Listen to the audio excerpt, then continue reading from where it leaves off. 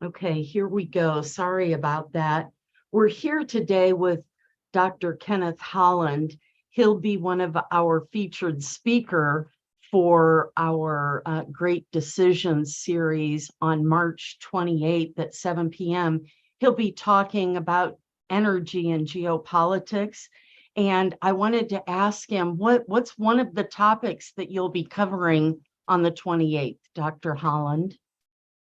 Yes, Amy, one of the issues that I'll be looking at on the 28th is the movement away from fossil fuels as a source of energy toward renewable sources such as wind and solar.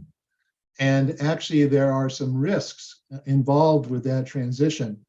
Right now, the United States, for example, is self-sufficient in hydrocarbons. It produces more oil and natural gas than it needs, and it now can export those commodities.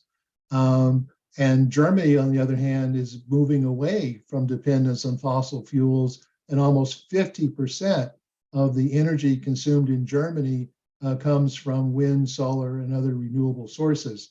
The risk that we face as we move toward renewables, however, is it increases dependence on China. So China is actually the largest producer of wind turbines, the largest producer of solar panels. It is the largest processor of rare earth metals that are needed for electric vehicles.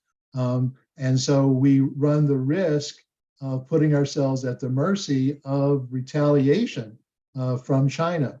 And so we all know that the relationship between the United States and China has been rapidly deteriorating. So this dependence on China is something we have to address if we're going to make a transition toward renewable energy sources. It seems like China is all over the topics this Great Decisions series. I'm so grateful you were able to take a couple of moments to give us a little preview. I hope those watching will consider joining us tomorrow. It will be March 28th. It may be the 28th when you're watching this, but it's March 28th at 7 p.m. I will put the registration link in the description.